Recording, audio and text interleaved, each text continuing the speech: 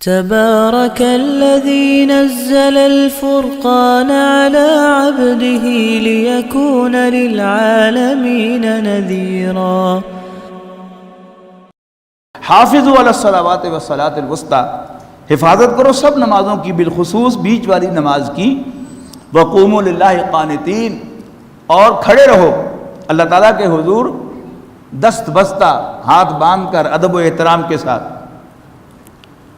فَإِنْ خِفْتُمْ فَرِجَالًا أَوْ رُكْبَانًا، اب نماز کا مسئلہ شروع ہو گیا کہ ساری نمازوں کی حفاظت کرو، خاص کر بیچ کی نماز کی. اس میں اختلاف ہے، یعنی اسلامی لحاظ سے چونکہ دن مغرب سے شروع ہوتا ہے تو بیچ کی نماز فجر کی نماز ہے، اور ویسے جو ہمارا عام دستور ہے صبح سو کر اٹھتے ہیں تو پہلی نماز فجر کی نماز ہے، اس کے حساب سے دیکھیں تو پھر یہ عصر کی نماز ہے. دونوں جو رائے ہیں وہ موجود ہیں. فَإِنْ خِفْتُمْ، لیکن اگر تمہیں خوف ہو، اس صلاۃ الخوف کا ذکر ہو رہا ہے کہ تم میدان جنگ میں ہو، اور خاص طور پر جب رسول اللہ صلی اللہ علیہ وسلم تمہارے درمیان موجود ہیں، تو کوئی صحابی کبھی اس کے لیے تیار نہیں ہو سکتا کہ میں حضور صلی اللہ علیہ وسلم کی اقتداء میں نماز نہ پڑھوں. تو کیا کرو؟ فَإِنْ خِفْتُمْ فَرِجَالًا أَوْ رُكْبَانًا، تو اگر تم خوف کی حالت میں ہو تو پیدل چلتے ہوئے یا سواری پر نماز پڑھ سکتے ہو. فَإِذَا أَمِنْتُمْ، لیکن جب امن میں آ جاؤ، فَاذْكُرُوا اللَّهَ كَمَا عَلَّمَكُمْ، تو اللہ کو یاد کرنا، یعنی نماز پڑھنا جیسے اللہ تعالیٰ نے تمہیں سکھایا ہے. مَا لَمْ تَكُونُوا تَعْلَمُونَ، وہ سب کچھ سکھایا ہے جو تم کبھی نہ جان سکتے تھے. وَالَّذِينَ يُتَوَفَّوْنَ مِنْكُمْ وَيَذَرُونَ أَزْوَاجًا، اور جو لوگ وفات پا جائیں تم میں سے اور وہ چھوڑیں اپنے پیچھے بیویاں.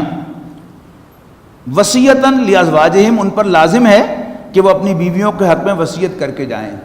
جب ابھی وراثت کا قانون نہیں آیا تھا تو پھر یہی حکم تھا، یہ حکم تھا. اور دوسرا حکم تھا کہ لازم ہے ہر مسلمان پر اللہ تعالیٰ کی طرف سے کہ وہ ضرور وصیت کر کے جائے اپنے والدین کے لیے، اپنے عزیز و اقارب کے لیے، اور یہاں بیویوں کے لیے وصیت ہے. لیکن جب قانون وراثت آ گیا تو پھر وصیت جو ہے وہ صرف ایک تو 1/3 پر لاگو ہوگی، اور وہ جو وراثت کے حقدار ہیں ان میں سے کسی کے حق میں وصیت نہیں ہو سکتی. وَالَّذِينَ يُتَوَفَّوْنَ مِنْكُمْ وَيَذَرُونَ أَزْوَاجًا وَصِيَّةً لِأَزْوَاجِهِمْ مَتَاعًا إِلَى الْحَوْلِ غَيْرَ إِخْرَاجٍ، کہ وہ اپنی بیویوں کے حق میں وصیت کر کے جائیں. یہ مال میں وراثت کی وصیت نہیں ہے، بلکہ اصل وصیت جو یہاں زیر بحث ہے وہ کون سی ہے کہ ان کے نان نفقے کی، ان کی عدت پورے ہونے تک، اور ان کو گھر سے نہ نکالنے کی اپنے وارثوں کو وصیت کر کے جائیں. فَإِنْ خَرَجْنَا، لیکن اگر وہ خود نکل جائیں، فَلَا جُنَاحَ عَلَيْكُمْ، تو پھر تم پر کوئی گناہ نہیں ہے. جمع کے صیغے میں فرمایا ہے، یعنی ظاہر ہے جو آدمی فوت ہو گیا ہے وہ تو اس کا مخاطب نہیں ہو سکتا. یہاں کیا ہے، مرد کے جو عزیز و اقارب ہیں، اس کے بھائی ہیں، اس کے والدین ہیں، وہ مراد ہیں اس سے کہ ان پر کوئی گناہ نہیں ہے. فیما فعلنا فی انفسہن، کہ عورتیں اپنے بارے میں جو بھی کریں لیکن ہو معروف طریقے سے. اگر وہ آؤٹ آف دی وے جائیں گی تو پھر وہ گناہ گار ہوں گی، اور پھر لڑکے کے گھر والوں کو اختیار ہوگا کہ وہ انہیں روک بھی سکیں. واللہ عزیز حکیم، اللہ تعالیٰ بالادست حکمت والا ہے. وللمطلقات متاع بالمعروف، اور طلاق یافتہ عورتوں کے لیے بھی، عورتوں کو بھی کچھ نہ کچھ دینا چاہیے دستور کے مطابق. حقا علی المتقین، یہ اللہ کا حق ہے متقیوں پر. کذالک یبین اللہ لکم آیاتہ، یوں اللہ تعالیٰ تمہارے لیے واضح کرتا ہے اپنی آیات کو. لعلکم تعقلون، تاکہ تمہیں سمجھ آئے. الم تر الی الذین خرجوا من دیارہم وهم الوف حذر الموت، کیا تم نے نہیں دیکھا ان لوگوں کو جو اپنے گھروں سے نکلے جبکہ وہ ہزاروں کی تعداد میں تھے، لیکن موت کے ڈر سے. فقال لهم اللہ موتوا، تو اللہ تعالیٰ نے حکم دیا کہ مر جاؤ. ثم احیاہم، انہیں پھر زندہ کر دیا. ان اللہ لذو فضل علی الناس ولکن اکثر الناس لا یشکرون، بے شک اللہ تعالیٰ لوگوں پر مہربانی فرمانے والا ہے لیکن اکثر لوگ شکر ادا نہیں کرتے. وقاتلوا فی سبیل اللہ، اب دیکھیے وہ قتال کا مضمون پھر آ گیا. وقاتلوا فی سبیل اللہ، اور اللہ کے راستے میں جنگ کرو. وَاعْلَمُوا أَنَّ اللَّهَ سَمِيعٌ عَلِيمٌ، اور یاد رکھنا اللہ تعالیٰ سننے والا دیکھنے والا ہے. مَنْ ذَا الَّذِي يُقْرِضُ اللَّهَ قَرْضًا حَسَنًا، کون ہے جو اللہ تعالیٰ کو قرض حسنہ دے گا. فَيُضَاعِفَهُ لَهُ أَضْعَافًا كَثِيرًا، کہ وہ اس کو بڑھا چڑھا کر واپس کرے کئی گنا. واللہ یقبض و یبسط، اور اللہ تعالیٰ ہی تنگ دستی لاتا ہے اور اللہ تعالیٰ ہی خوشحالی لاتا ہے، وَإِلَيْهِ تُرْجَعُونَ، اور اسی کے حضور تم سب کا لوٹنا ہے۔ أَلَمْ تَرَ إِلَى الْمَلَإِ مِن بَنِي إِسْرَائِيلَ مِن بَعْدِ مُوسَىٰ، کیا تم نے نہیں دیکھا ان سرداروں کو بنی اسرائیل میں سے جو موسیٰ کے بعد تھے، اذ قالوا لنبی لہم ابعث لنا ملکا نقاتل فی سبیل اللہ، جب انہوں نے ان کے اندر جو اللہ کے نبی تھے ان سے درخواست کی کہ آپ ہم میں کوئی کمانڈر مقرر کریں کہ ہم اس کی سرکردگی میں، اس کی قیادت میں جنگ کر سکیں اللہ کے راستے میں۔ قال هل عصیتم ان کتب علیکم القتال الا تقاتلوا، اس نبی نے کہا کیا ایسا تو نہیں کوئی امکان کہ جب تمہیں حکم دیا جائے لڑنے کا اور تو پھر لڑنے سے انکار کر دو؟ تو کہنے لگے قالوا وما لنا الا نقاتل، کہنے لگے تو ہمیں کیا پرابلم ہے، ہمیں کیا تکلیف ہے کہ ہم جنگ نہ کریں اللہ کے راستے میں، وقد اخرجنا من دیارنا و ابنائنا، جبکہ ہمیں اپنے گھروں سے اور اپنے اہل و عیال سے دور کر دیا گیا ہے۔ فلما کتب علیہم القتال، لیکن جب ان پر قتال فرض کیا گیا، جنگ فرض کی گئی، تولوا الا قلیلا منہم، تو سوائے ان میں سے چند کے سب نے جنگ سے منہ پھیرا۔ واللہ علیم بالظالمین، اور اللہ تعالیٰ ظالموں کو خوب جانتا ہے۔ وقال لهم نبیہم، اور کہا ان سے ان کے نبی نے، ان اللہ قد بعث لکم طالوت ملکا، بے شک اللہ تعالیٰ نے تم پر طالوت کو کمانڈر مقرر کیا گیا۔ یہاں لفظ جو ہے وہ ملکن بادشاہ کا ہے، لیکن مراد اس سے کیا ہے؟ کمانڈر۔ قالوا انا یکون لہ الملک علینا، تو کہنے لگے ہیں، یہ عام طور پر جب سردار جو ہیں وہ کوئی باتیں کیا کرتے ہیں اس طرح کی، تو مطلب اس کا بیچ میں کیا ہوتا ہے کہ ہمیں خدمت کا موقع دیا جائے، لیکن کھل کر نہیں کہتے ہیں۔ یعنی کچھ سیاسی لیڈر جو ہیں وہ کھل کر کہہ دیتے ہیں کہ مجھے وزیر اعظم بنایا جائے آج کے دور میں، کچھ کھل کر نہیں کہتے، لیکن بات جمہوریت کی کر رہے ہوتے ہیں، لیکن مطلب کیا ہوتا ہے؟ ہمیں خدمت کا موقع دیا جائے۔ تو جب حضرت طالوت کو مقرر فرما دیا اللہ کے نبی نے، تو کہنے لگے ہیں وہ ہمارے اوپر کیسے کمانڈر ہو سکتا ہے، بادشاہ ہو سکتا ہے؟ وَنَحْنُ أَحَقُّ بِالْمُلْكِ مِنْهُ، جبکہ ہم اس کے مقابلے میں زیادہ بادشاہت کے یعنی کمانڈ کے مستحق ہیں۔ وَلَمْ يُؤْتَ سَعَةً مِّنَ الْمَالِ، اور پچھلی بات بھی نکل آئی اندر سے، وہ کیا تھی کہ اس کو تو مال کے اعتبار سے وسعت نہیں دی گئی، وہ کھاتا پیتا آدمی نہیں ہے۔ قال، اللہ کے نبی نے فرمایا، ان اللہ اصطفاہ علیکم، یقیناً اللہ تعالیٰ نے اس کو تمہارے مقابلے میں پسند فرمایا ہے۔ وزادہ بسطۃ فی العلم والجسم، اگرچہ وہ مالدار نہیں ہے لیکن اللہ تعالیٰ نے اس کو جسم و جثہ بھی عطا کیا ہے اور علم سے بھی نوازا ہے۔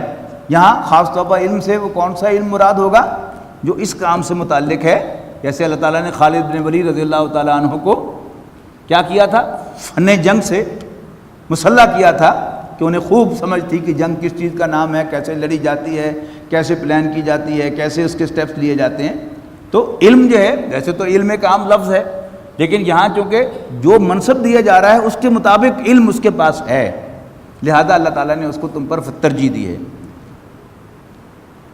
واللہ یؤتی ملکہ ممن یشاء، اللہ تعالیٰ اپنا حکم، اپنی حکومت جس کو چاہتا ہے عطا فرماتا ہے۔ واللہ واسع علیم، اللہ تعالیٰ وسعت والا، علم والا ہے۔ یعنی جب تک یہ بحث ہوتی رہے گی کہ وہ کمپیٹنٹ ہے یا نہیں ہے، کیپیبل ہے یا نہیں ہے، آپ ایک طرف سے کیپیبل ثابت کریں گے، دوسری طرف سے بات آ جائے گی۔ اصل بات کیا ہے کہ یہ اپوائنٹمنٹ اللہ تعالیٰ کے اختیار میں ہے اور اس نے کی ہے،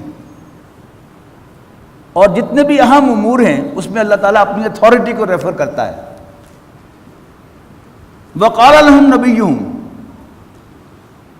مزید بڑا اللہ تعالیٰ کے اس پیغمبر نے لوگوں سے کہا، ان آیات ملکہ ان یاتیکم التابوت فیہ سکینۃ من ربکم وبقیۃ مما ترک آل موسیٰ و آل ہارون تحملہ الملائکہ، یہ ایک صندوق سکینت ہے بنی اسرائیل کے ہاں، یہ بڑی خاص ایک چیز ہے، اللہ تعالیٰ کی نشانی ہے کہ ایک صندوق ہے کہ جس میں تورات کی تختیاں، حضرت موسیٰ علیہ السلام کا عصا اور حضرت موسیٰ اور حضرت ہارون کے تبرکات ہیں۔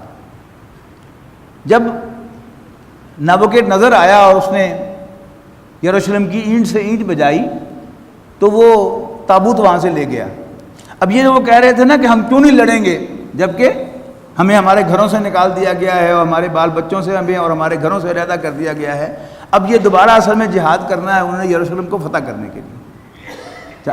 اب اس پیغمبر نے نشانی یہ بتائی کہ اس کی نشانی یہ ہے کہ اس کی اپوائنٹمنٹ اللہ تعالیٰ کی طرف سے ہے کہ وہ تابوت سکینت جو ہے اس کے گھر میں آئے گا، تو واقعتاً وہ ایسا ہی ہو گیا۔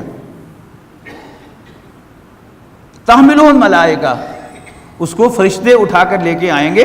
ان فی ذلک لآیۃ لکم، یقیناً اس میں تمہارے لیے ایک نشانی ہوگی، ان کنتم مؤمنین، اگر تم واقعی ماننے والے ہو۔ فلما فصل طالوت بالجنود، اور جب طالوت لشکر کو لے کر چلے، قال ان اللہ مبتلیکم بنہر، انہوں نے فرمایا کہ اللہ تعالیٰ تمہارا امتحان لے گا ایک دریا پر۔ فمن شرب منہ، تو جس نے اس میں سے پی لیا، مراد کیا ہے آگے واضح ہو جائے گا، پیٹ گھر بھر کا پی لیا، فلیس منی، تو وہ میرا ساتھی نہیں رہے گا۔ ومن لم یطعمہ فإنہ منی، ہاں جو پیاس لگی ہوئی ہونے کے باوجود اس میں سے نہیں پیے گا وہ میرا ساتھی رہے گا۔ الا من اغترف غرفۃ بیدہ، سوائے اس کے کہ جو صرف چلو بھر پانی منہ میں لے کر صرف اپنا حلق تر کر لے گا لیکن پیاس نہیں بجھائے گا اس پانی سے۔ فشربوا منہ الا قلیلا منہم، سوائے ان میں سے کچھ کے باقی سب نے خوب پیٹ بھر کے پانی پی لیا۔ جب آپ کو سفر یعنی درپیش ہو تو آپ پیٹ بھر کر کھانا کھا لیں یا پیٹ گھر پر پانی پی لیں تو آپ کا پیٹ بوجھل ہو جاتا ہے، پھر آپ میں آگے چلنے کی ہمت نہیں رہتی۔ تو کیا ہوا؟ فشربوا منہ الا قلیلا منہم، تو سوائے کچھ کے سب نے خوب پیٹ بھر کر پی لیا۔ فلما جاوزہ ہوا والذین معہ، تو جب طالوت اپنے ساتھیوں کے ساتھ ایمان والوں کے ساتھ آگے بڑھے، قالوا، وہ کہنے لگے لا طاقت لنا اليوم بجالوت، ہمارے اندر جالوت سے لڑنے کی طاقت نہیں ہے اور اس کے لشکروں سے لڑنے کی۔ قال الذین یظنون انکم ملاقو اللہ، وہ لوگ کہ جو یقین رکھتے تھے اس بات پر کہ ان کی اللہ تعالیٰ کے ساتھ ملاقات ہونی ہے، کہنے لگے کم من فئۃ قلیلۃ غلبت فئۃ کثیرۃ باذن اللہ، کتنے ہی چھوٹے گروہ اللہ کے حکم سے بڑے گروہوں پر غالب آ گئے۔ واللہ مع الصابرین، اللہ تعالیٰ تو صبر کرنے والوں کے ساتھ ہے۔ ولما برزوا لجالوت، پھر جب سامنے آئے، مقابلہ ہوا جالوت کے ساتھ، وجنودہ، اور اس کے لشکروں سے، قالوا، اب ایمان والے کہنے لگے ربنا افرغ علینا صبرا، اے ہمارے رب ہم پر صبر یعنی وہی استقامت، سیٹ فاسٹنس انڈیل دے، وثبت اقدامنا، اور ہمارے قدموں کو جما دے، وانصرنا علی القوم الکافرین، اور ہمیں کافر لوگوں پر، کافر قوم پر فتح عطا فرما۔ فہزموہم باذن اللہ، پس شکست دے دی انہوں نے کافروں کو اللہ تعالیٰ کے اذن سے، اللہ تعالیٰ کی اجازت سے۔ وقتل داود جالوت، یعنی حضرت داؤد علیہ السلام حضرت طالوت کی فوج کے سپاہی تھے، لیکن یہ گوپیے کے بڑے ماہر تھے کہ نشانہ باندھنا، پتھر گھما کر اور بالکل اصل نشانے پر لگا دینا۔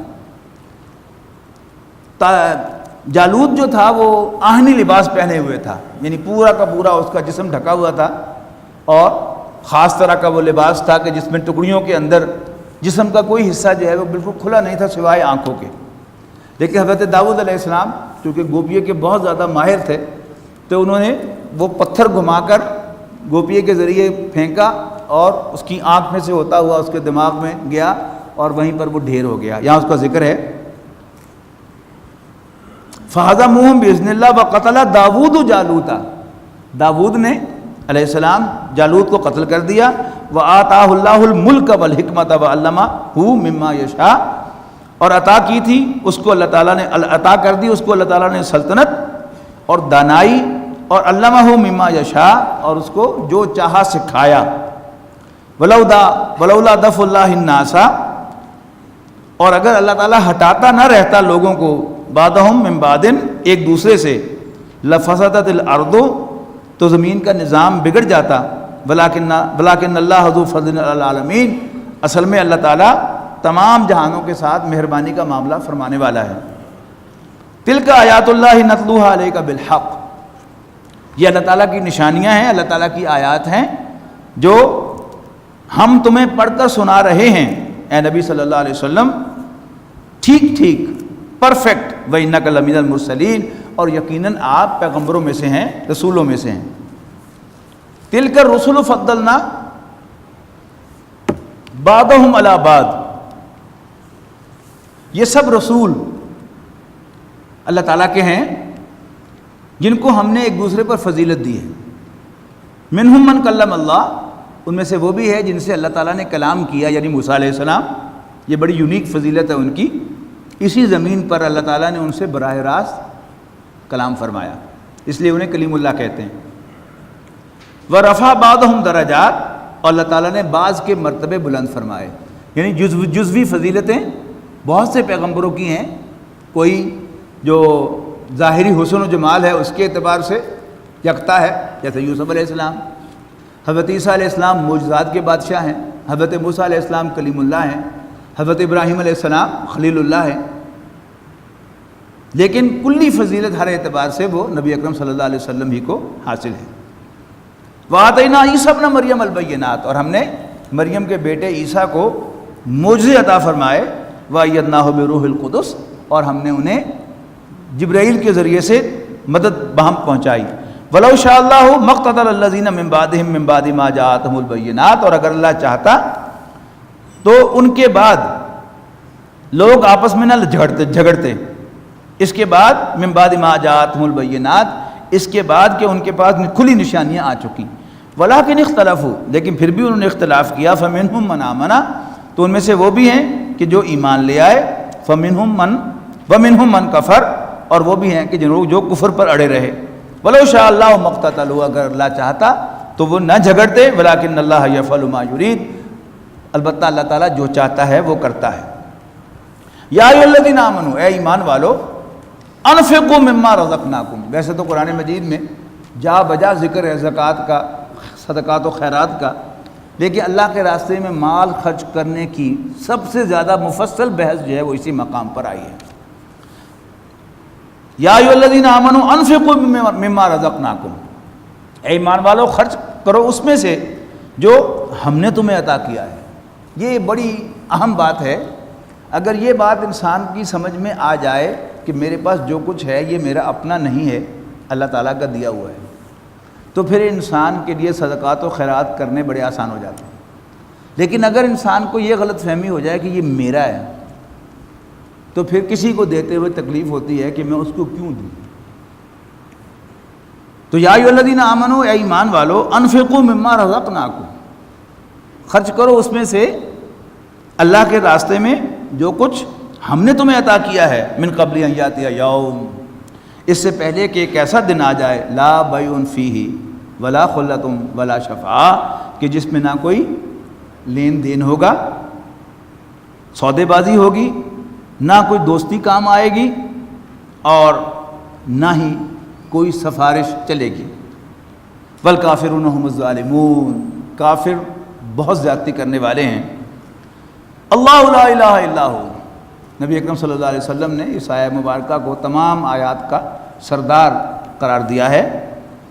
آیت الکرسی، اللہ لا الہ الا ہو، اللہ ہی وہ ہستی ہے کہ جس کے سوا کوئی عبادت کے لائق نہیں ہے۔ الحی القیوم، وہ اپنی ذات میں تو خود زندہ ہے، الحی، لیکن باقی ہر چیز کا کوئی وجود ہے نہیں، وہ اس کو تھامے ہوئے ہے۔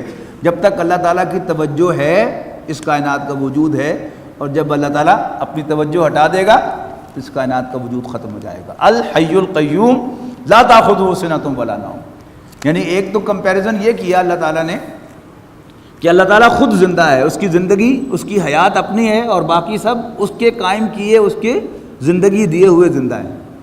دوسرا فرق کیا کیا کہ میری اور آپ کی زندگی انٹرپٹیڈ ہے، ہمیں نیند بھی آتی ہے اور اونگ بھی آتی ہے۔ اللہ تعالیٰ کو نہ نیند آتی ہے نہ اونگ آتی ہے، یہ بھی کیا ہو گیا، اس کی لائف پرفیکٹ ہے اور ہماری لائف جو ہے وہ انٹرپٹیڈ ہے۔ لا تأخذہ سنۃ ولا نوم، لا لہ ما فی السماوات و ما فی الارض، آسمانوں اور زمین میں جو کچھ ہے اسی کا ہے. من ذا الذی یشفع عندہ الا باذنہ، کون ہے جو اس کے سامنے سفارش کر سکے مگر اس کی اجازت سے. یعلم ما بین ایدیہم وما خلفہم، اللہ تعالیٰ جانتا ہے جو کچھ ان کے آگے ہے اور جو کچھ ان کے پیچھے ہے. ولا یحیطون بشیء من علمہ الا بما شاء، اور وہ اللہ تعالیٰ کے علم میں سے کسی کا بھی احاطہ نہیں کر سکتے مگر جتنا اللہ چاہے. اللہ تعالیٰ نے ہم میں سے جس کو چاہا جتنا چاہا علم عطا کر دیا، اس سے ایک فریکشن بھی ہم زیادہ نہیں جان سکتے. علم تو اصل میں سب اللہ تعالیٰ ہی کا ہے. یہاں جو دو باتیں فرمائی ہیں سفارش کے بارے میں اس کو سمجھ لیجئے. سفارش بنیادی طور پر دو طرح کی ہوتی ہے. ایک سفارش وہ ہوتی ہے کہ جس میں سفارش کرنے والا متعلقہ شخص پر پوری طرح حاوی ہوتا ہے، لہذا وہ سفارش کرنے کے لیے اجازت نہیں مانگتا. کسی جج یا کسی افسر کی والدہ کسی کی سفارش کرنے کے لیے یہ نہیں کہتی بیٹا اگر اجازت دو تو میں کچھ عرض کروں، وہ ڈائریکٹ سفارش کرتی ہے. کوئی ایسا نہیں ہے جو اللہ تعالیٰ کے سامنے بغیر اس کی اجازت سے بول سکے. دوسری سفارش کیا ہوتی ہے کہ کوئی سفارش کرنے والا جا کر متعلقہ افسر یا جج کو جا کر کہے کہ فائل جو کچھ آپ کو بتا رہی ہے وہ درست نہیں ہے، میں چشم دید گواہ ہوں کہ واقعہ یوں نہیں یوں ہوا تھا. اب ہم میں سے کون ہے جو اللہ تعالیٰ کو جا کر یہ سفارش کر سکے کہ تجھے نہیں پتہ فرشتے جو فلم بنا کے لائے ہیں وہ غلط ہے؟ تو اللہ تعالیٰ اس کی وضاحت کیا کر رہا ہے، وہ جو کچھ تمہارے سامنے ہے اس کو بھی جانتا ہے اور جو کچھ پیچھے ہے اس کو بھی جانتا ہے. ولا یحیطون بشیء من علمہ، اور وہ اللہ تعالیٰ کے علم میں سے کسی کا بھی احاطہ نہیں کر سکیں گے الا بما شاء، مگر جو اللہ چاہے. وسیع کرسیہ السماوات والارض، کرسی اقتدار. یہ ہمارے سلف سے ایک اختلاف ہمارے اکابر کے اندر ہے، عقائد کے جو ہمارے علماء ہیں ان کے اندر، کہ جو اصحاب ظاہر کہلاتے ہیں ان کا موقف یہ ہوتا ہے کہ لکھا ہوا ہے ایسا ہی ہے. امام ابن تیمیہ رحمۃ اللہ علیہ کے بارے میں آتا ہے کہ وہ جمعہ کا خطبہ ارشاد فرما رہے تھے اور انہوں نے وہ حدیث کوٹ کی کہ رات کے پہلے آخری پہر میں اللہ تعالیٰ پہلے آسمان پر نزول فرماتا ہے. تو کسی نے سوال کیا مجمع میں سے کہ کیسے نزول فرماتا ہے؟ تو انہوں نے ممبر کی سیڑھیاں اتر کے دکھا دیا کہ ایسے نزول فرماتا ہے. تو یہ کیا ہے؟ یہ اصحاب ظاہر کا موقف ہے. وہ کیا کہیں گے؟ اللہ تعالیٰ نے کہا ہے کہ وسیع کرسیہ السماوات والارض، تو اللہ کی کرسی ہے. لیکن دوسرے کیا کہیں گے کہ نہیں، یہ صرف فگوریٹو چیزیں ہیں کہ محاورتاً کوئی بات کہہ دی جاتی ہے، اللہ کی کوئی کرسی نہیں ہے. اس کے بین جو رائے ہوتی ہے جس پر عام ہمارے اہل سنت کا جو عقیدہ ہے وہ کیا ہے کہ ہم یہ تو نہیں جانتے کہ اللہ تعالیٰ کی کرسی کتنی اونچی ہے، کتنی ٹانگیں ہیں اس کی اور کتنے بازو ہیں اس کی اور کتنی چوڑی کتنی لمبی ہے. لیکن اللہ تعالیٰ نے کہا ہے کہ کرسی ہے، لہذا کرسی ہے، لیکن اس کی نوعیت، اس کی شکل، اس کا حجم، اس کے بارے میں ہمیں کچھ معلوم نہیں ہے. تو اللہ تعالیٰ نے فرمایا ہے کہ میری کرسی ہے، ہم بھی کہیں گے کہ اس کی کرسی ہے، لیکن کہاں ہے، کیسی ہے، وی ہیو نو آئیڈیا. یہ آیات مشتبہات کہلاتی ہیں. اللہ تعالیٰ نے جن آیات کو مشتبہات یعنی کنفیوزنگ رکھا ہے وہ غلطی سے نہیں ہوا، اللہ تعالیٰ نے جان بوجھ کر رکھا ہے. اہل سنت کا عقیدہ یہ ہے کہ ان کو مشتبہات ہی رہنے دینا چاہیے، اس میں کوئی حتمی بات کہنا یہ جو ہے یہ اہل سنت کے طرز عمل کے خلاف ہے. ہمارے جدید مفکرین جو بہت سے ہیں، میں نام نہیں لینا چاہتا، انہوں نے باقاعدہ یعنی ایک رائے دی ہے کہ جب قرآن مجید نازل ہو رہا تھا تو کچھ آیات مشتبہات تھیں. یہ ابھی انشاءاللہ سورہ آل عمران آج ہم شروع کر دیں کہ اس کے آغاز میں یہ آیا ہے کہ کچھ آیات مشتبہات ہیں اور کچھ محکمات ہیں. تو کہتے ہیں کہ اب چونکہ ہمارا سائنس کا علم آگے بڑھ گیا ہے لہذا اب کوئی آیات مشتبہات نہیں ہے، تمام کی تمام آیات کی انٹرپریٹیشن کی جا سکتی ہے. حالانکہ یہی بات وہاں پر کہی گئی ہے کہ وہ کہ جن کے دلوں میں کوئی ٹیڑھ ہے وہ ان کی انٹرپریٹیشن کر کے رہتے ہیں اور اس کے بارے میں اپنی رائے جو ہے وہ قائم کرتے ہیں اور اس پر اڑے رہتے ہیں. لیکن جو علم میں گہرائی رکھتے ہیں، رسوخ رکھتے ہیں، وہ کیا کہتے ہیں؟ کل من عند ربنا، یہ سب کچھ ہمارے رب کی طرف سے آیا ہے، ہمارا ایمان ہے کہ یہ ہے، لیکن کیسے ہے وہ ہمیں معلوم نہیں ہے. ربنا لا تزغ قلوبنا بعد اذ ہدیتنا، اے ہمارے رب ہمیں ہدایت دینے کے بعد ہمارے دلوں کو کج نہ کرنا. وَهَبْ لَنَا مِن لَّدُنْكَ رَحْمَةً، اور ہمیں اپنے پاس سے رحمت سے نوازنا، اِنَّكَ أَنتَ الْوَهَّابُ، بے شک تو بہت کچھ عطا کرنے والا ہے۔ وَلَا يَئُودُهُ حِفْظُهُمَا وَهُوَ الْعَلِيُّ الْعَظِيمُ، اور آسمانوں اور زمین کی حفاظت اس کو نہیں تھکاتی، اور وہ برتر اور عظمت والا ہے۔ لا اکراہ فی الدین، دین میں کوئی سختی نہیں ہے۔ قد تبین الرشد من الغی، یقیناً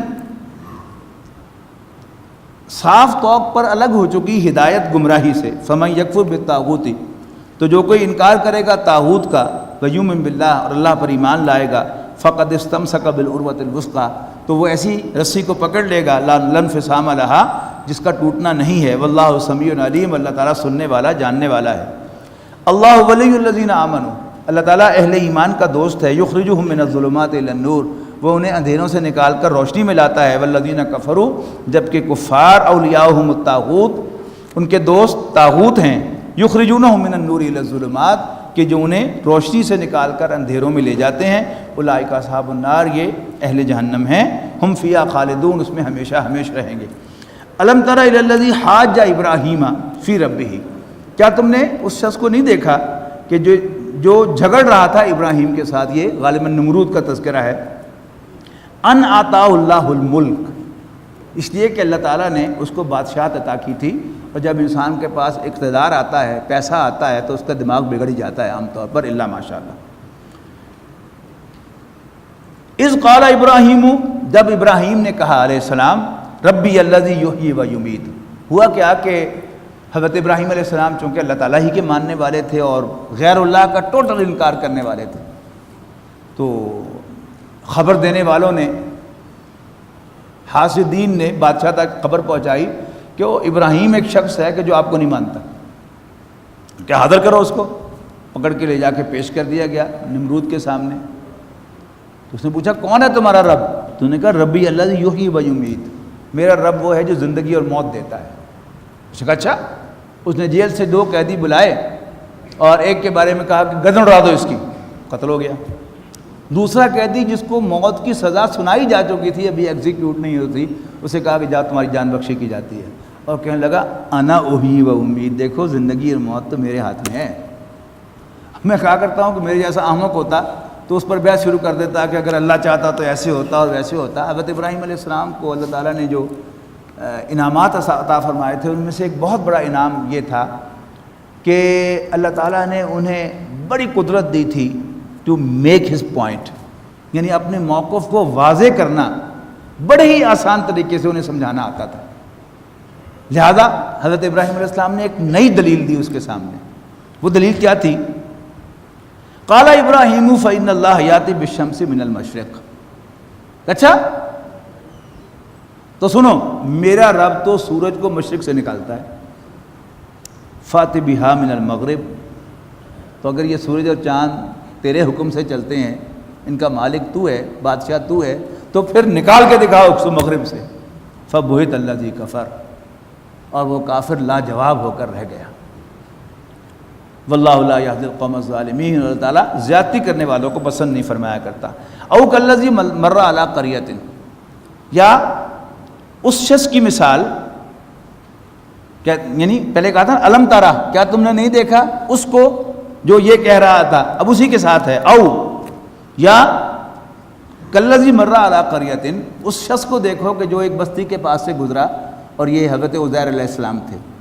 انہوں نے فلسطین کی بستی کو اجڑا ہوا دیکھا، تو یوں جیسے آرام کرنے لگے، اور ساتھ ہی وہ گدھا کھڑا تھا، تو آرام کرنے کے لیے اترے اور بستی پر نظر پڑی اور بڑی حسرت سے کہا کہ انا یحیی ھذہ اللہ بعد موتہا، اللہ تعالیٰ اس بستی کو اس کے مر جانے کے بعد کیسے زندہ کرے گا؟ اجڑ گئی، کب زندہ ہوگی یہ؟ تو کیا کیا اللہ تعالیٰ نے؟ فاماتہ اللہ 100 عام، تو اللہ تعالیٰ نے انہیں موت دے دی 100 سال کے لیے۔ ثم بعثہ، پھر 100 سال کے بعد انہیں اٹھایا۔ قال کم لبثت، اور پوچھا کتنی دیر ٹھہرے ہو یہاں؟ قال لبثت یوما بعد یوم، تو نے کہا کہ ایک دن یا دن کا کچھ پہر۔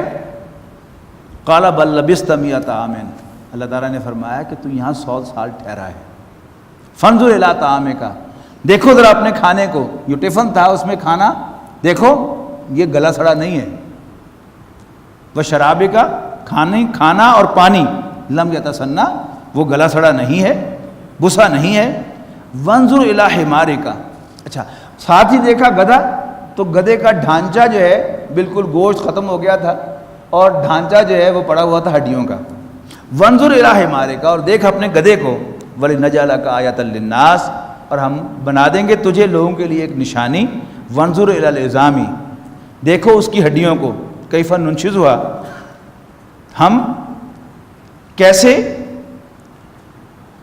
انہیں کیسے اٹھا کر کھڑا کرتے ہیں، ثم نکسوھا لحما، کیسے پھر ان پر گوشت چڑھاتے ہیں۔ فلما تبین لہ، تو جب ان پر حقیقت واضح ہو گئی، قال اعلم ان اللہ علی کل شیء قدیر، تو پکار اٹھے کہ بے شک اللہ تعالیٰ ہر چیز پر قادر ہے۔ وَإِذْ قَالَ ابراہیم، اور جب ابراہیم نے کہا، یاد کرو، ربی، اے میرے رب، ارینی کیف تحیی الموتیٰ، ذرا مجھے دکھا تو صحیح کہ مردوں کو کیسے زندہ کرے گا۔ قال اولم تؤمن، اللہ تعالیٰ نے فرمایا ابراہیم تم مانتے نہیں ہو کہ میں زندہ کر سکتا ہوں؟ قال بلا، کیوں نہیں، مانتا تو ہوں، ولکن لیطمئن قلبی، لیکن میرا دل کا اطمینان چاہتا ہوں۔ قال فخذ اربعۃ من الطیر، حضرت غور سے پڑھیے گا اس آیت کو کہ ایک بات قرآن مجید میں مقام پا رہی ہے خاص واقعے کے طور پر، وہ کوئی عام واقعہ نہیں ہو سکتا۔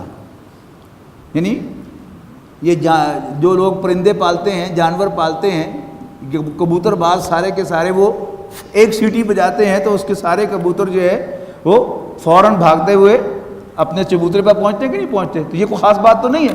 یہاں کوئی خاص بات ہے جس کا ذکر ہو رہا ہے، وہ کیا ہے؟